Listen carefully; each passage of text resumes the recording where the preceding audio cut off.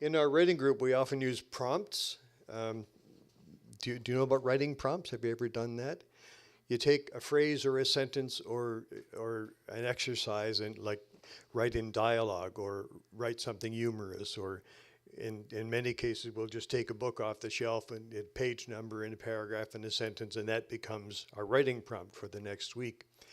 And some of them are fun, and it's always a learning experience. What it does is it'll take you places you normally might not go as a writer, besides providing a starting point.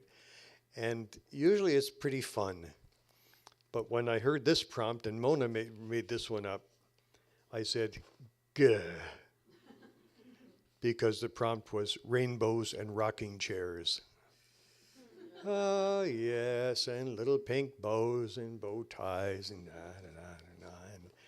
And anyway, I ended up writing this song. This is not the first writing prompt to be greeted that way and come up with a positive result, is it? Maybe later. So this is called Rainbow. The rain shower came in off the lake, sweeping across the city like a gardener's watering can. After 3 or 4 dry weeks, the thirsty grass and trees drank their fill and swelled up fat and sassy and green. Looking like something out of a Disney movie, a great full-spectrum rainbow stretched from up the hill to our left and dipped the end of its tail in the lake. Look, Uncle, it's a rocking chair up in the sky, a very big, big rocking chair, and it's upside down. Isn't that funny, Uncle? Who do you think it belongs to, Devin? I think it belongs to a very large woman with long, long gray hair and a black dress. Is she a witch, Devin? I don't think so, Uncle, because she's smiling. Witches don't smile. Actually, I think that witches are rather cross, and cross people don't smile much. Uncle, what do you call it when it's like a smile upside down? That would be a scowl, Devin. Scowl, that's it. I think that maybe witches scowl to keep other people away. Why would they do that? Come down here and I'll whisper it. Because their clothes aren't clean and they stink. He slipped his hand loose and took off running across the grass, skinny legs pumping for all they were worth.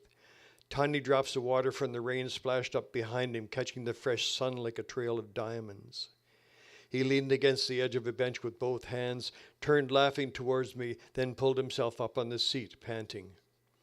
I walked over and sat down beside him. That was a good run, champ. Yeah, I'm a pretty good runner. Are you tired?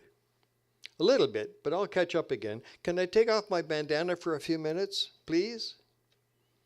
You know you're supposed to keep it on, Devin. Yes, Uncle, but just for a few minutes. Maybe 2? 2 minutes? Or 3? How about 3, Uncle? I want to see what it's like. What is like? I want to see what it's like to have wet feet and sunshine on my head at the same time. I'm wondering how my tummy will feel. Your tummy? Yes, it's in the middle between my head and my feet, and I wonder if it will feel wet like the bottom or warm like on top, or just the same. You have an interesting mind, Devin. Yes, but could I take my bandana off for a few minutes? 4 minutes? I thought you said 2 minutes. But that was more than a minute ago. Please, Uncle? I think you're trying to trick me, young man. No, Uncle, not trick. More like bamboozle. Where in the world did you get a word like bamboozle? One of the doctors at the hospital, I don't remember her name, but she's nice, and she's not much taller than me. What did she say about bamboozle? I told her I had already taken my pills, and she said, "Don't you try to bamboozle me, Devin Harding." So I asked her what it meant, and she told me. Then I took the pills. Why don't we settle on 3 minutes, okay?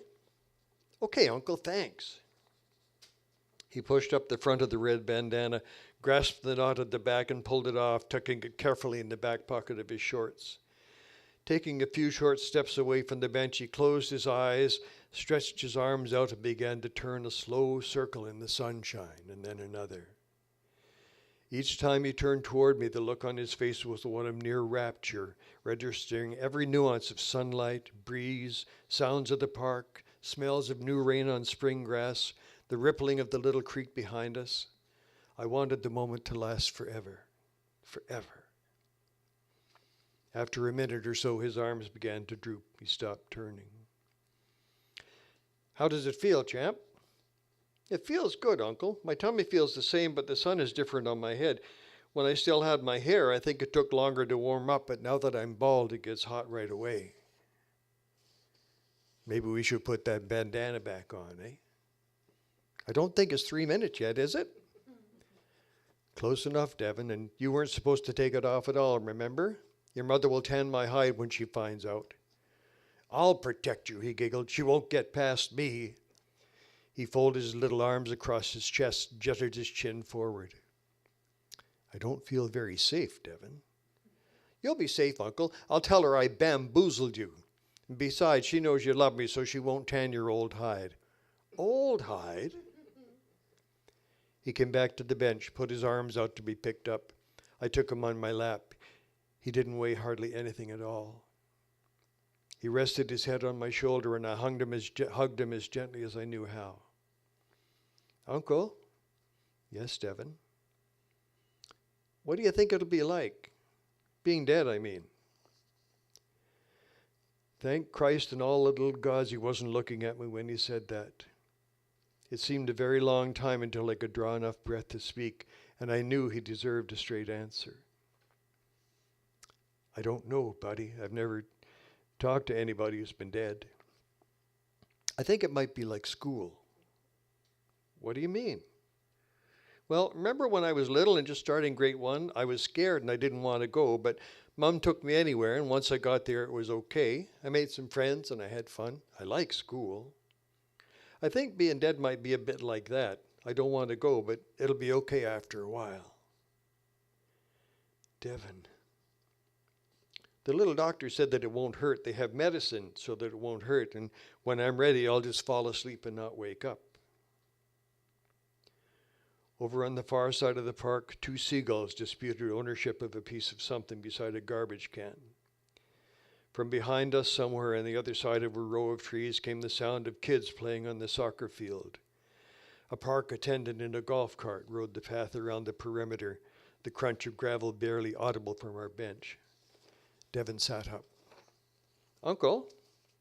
Yes, Devon? Do you think it would be all right if I had my birthday a little early this year? I think we could do that. I'll talk to your mother about it. Good. I've been looking forward to being 8 years old.